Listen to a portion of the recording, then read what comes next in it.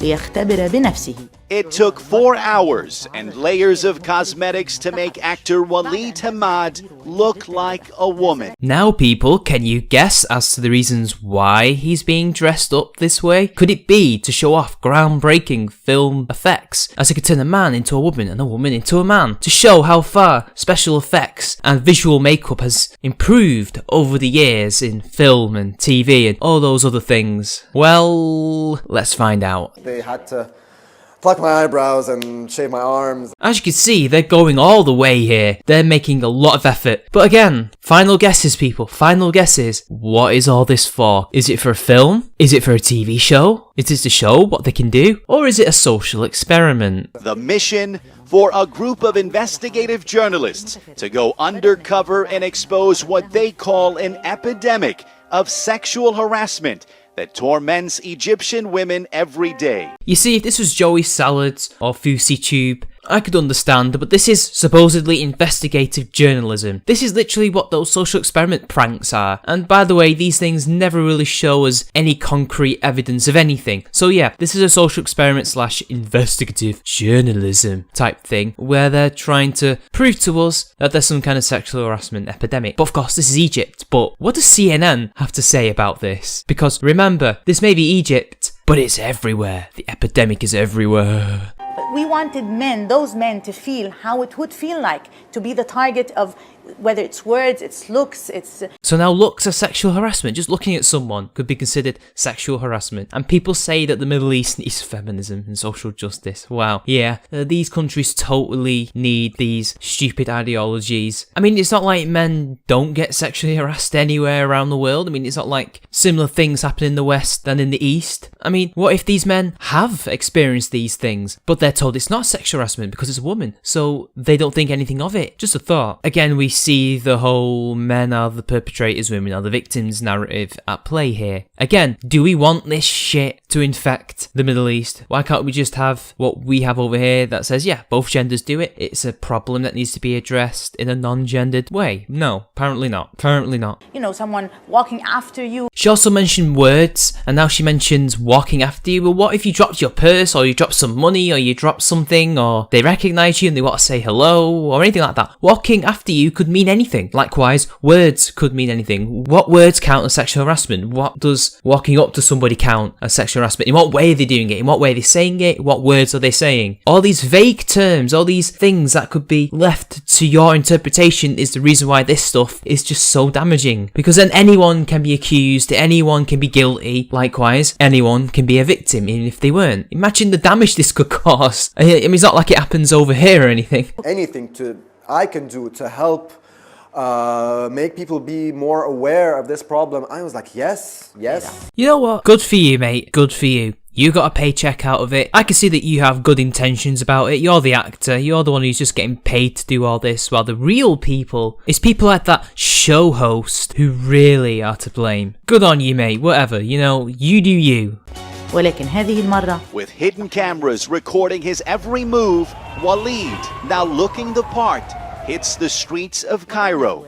Within minutes, it starts. Okay, so things are starting. Again, this could easily be footage that they've picked over the course of several days. He could have been doing this not just in one day, but in several days, spanning a whole week or several months, and they simply compiled a lot of footage together to make it look worse than it actually is. Or maybe this is actually how bad it is in Egypt. I don't know. Another thing is it's in Arabic subtitles, and I can't read Arabic subtitles, and also they don't seem to be really showing what the guy actually looks like as a woman. I mean, it seems to be really good makeup, but they're not really showing it properly. So I can only assume that they've not really done that good a job on it, but from a distance he looks female, but surely they'd want him to look female up close too, because you see footage of people on buses. I don't know, this whole thing just doesn't add up. I know that these cultures have serious issues, but I don't know why CNN is reporting this from Egypt. I don't understand why. Now, I was first alerted to this video by Lil Miss Anonymous, check her out, and she said that this was airing in Canada, of all places. Canada! Like, what was CNN trying to say with this? I mean, this is the same kind of thing you would see them pull over in the West. These social experiment type videos on YouTube or exposés on channels like CNN and CBC and the BBC, and I just don't understand what their message is here if they're airing it over there and not in, well, Egypt. It's like under a microscope.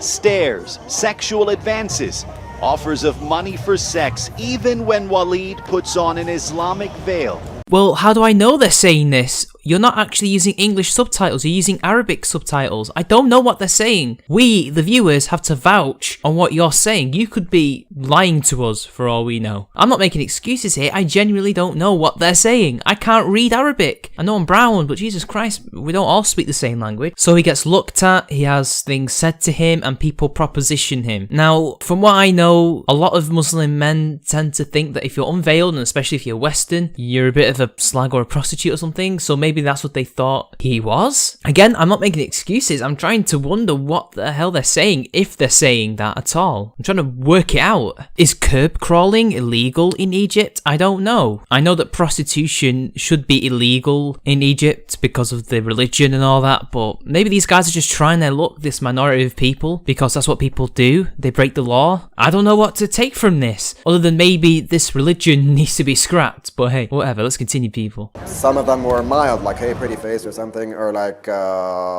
Oh, funnily enough, just like that one in New York where that woman apparently walked for 24 hours, totally wasn't edited in any other way, and totally wasn't purposefully walking down areas that were of low economic station and had ethnicities living there where they're more likely to catcall. So it doesn't surprise me if he's been purposefully walking down areas where this type of stuff happens. Like, maybe he's not walking down, I don't know where in Egypt this is, I'm going to assume it's Cairo, so let's say he's not walking down where all the tourists and all the highbrow people live, he's walking down where all the slums and working people live who have less inhibitions when it comes to this. What I can gather from this is, well, that's harmless if they're saying, hey pretty face. Is that really sexual harassment? Compliments? I mean, you don't want the compliments, I understand that, but at the end of the day, is it harming you? It makes you wonder if feminists really think we're any different. Hell, are we any different in general? Are we all just humans who have similar traits and things that we do? I don't know, people. Let's continue. in a very sugar-coated way. It's like you know, let's come have some fun. I want to sleep with you tonight. Middle Eastern feminists are exactly like Western feminists. When a person says something, he must immediately be saying something completely different. Like it's sugar-coated, got something behind it, it's got another subtext. You know, maybe they were just being literal and said that you had a pretty face, mate. Now, of course, there will be some who probably were inferring sexual things. I'm not going to deny that. There must be some people who were like that, but I think most of them genuinely thought you had a pretty face and wanted to say that. I mean, personally, I wouldn't do that. I don't think most guys would do that, unless that's just a big city thing, or maybe a Western British thing. I don't know. Most people don't tend to talk to each other where I live, but whatever. Obviously, in Egypt, people talk to each other. But there were people who were saying that they wanted to have sex with you anyway, right? They were just brazen about it. So, again, why would some of them need to sugarcoat it if they can just say that anyway? But then, things take a dangerous turn. Tell me about this guy. He kept following you. Yeah, that's the one that kept following me for 45 minutes. No matter where Waleed goes, the man follows. When Waleed ignores his plea for a date, the man gets aggressive. Ultimately, he grabbed you. He grabbed my arm and he put, that's it. You were scared. Yeah.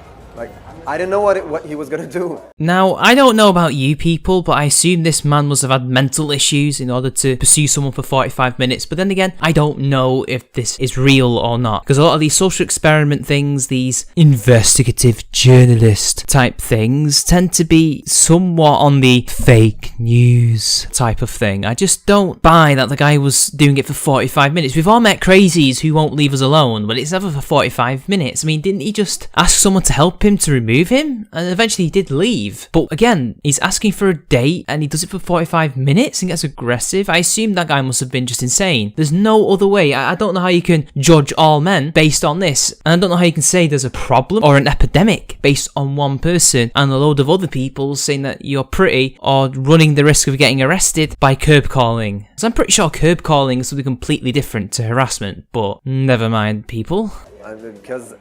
And then at the end, he's looking right into my eyes. It's like, you have to give me your number. You have to let me take you out. It seems like he's desperate rather than aggressive. I mean, maybe it is aggressiveness that was born out of desperation. I don't know. But again, this is one guy. This is the only guy so far that's actually done anything that you can say is very, very, very wrong. But at the same time, it's not like he's doing it because he hates the man. He seems to really like the look of him, even though it's not a woman, but I don't think it comes out of malice. This hidden camera experiment was a joint project by private TV channel On TV and Cairo-based Baleo Productions, a group of Egyptian activists and filmmakers. Well, there you go, people. I don't think we need any more confirmation. Activists. I wonder what kind of activists do this kind of work, and especially with such a skewed lens. I mean, I'm not the only one who must be feeling something similar here, like a bit of deja vu. I mean, I don't know. It's totally not a fake prank or some kind of social experiment. Hell no, totally not. The two partners say the best way to take on the toughest problems in post-revolution Egypt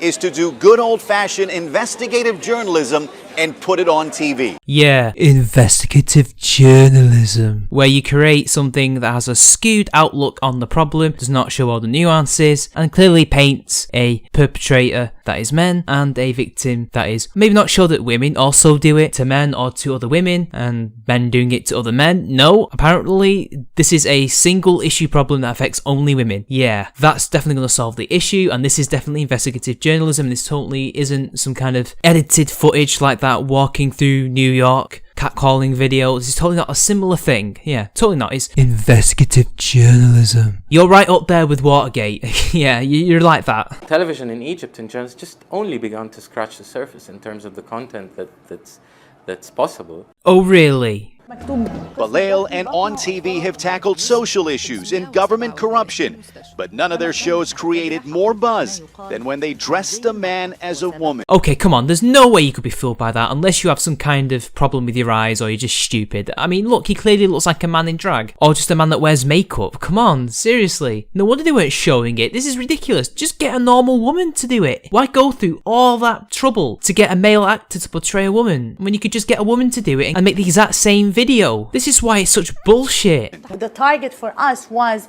what if men felt what women felt like? You know what would be a good idea? Actually showing men get sexually harassed on the street or in the workplace or things like that. To show men, look, this is an issue that affects you too. Rather than this bullshit where it shows, oh look, this is what you do to women. How would you like it if it happened to you? Even though it does happen to them. But then again, this just shows how fucked the world is, basically. The same double standards, the same biases, the same bullshit notions exist everywhere, it seems. There were clearly other ways that they could have done this other than skewing this bullshit and turning it into a feminist pile of crap, or I don't know. This is ridiculous and it fits CNN like a glove. Waleed says the stress and fear he felt walking the streets as a woman.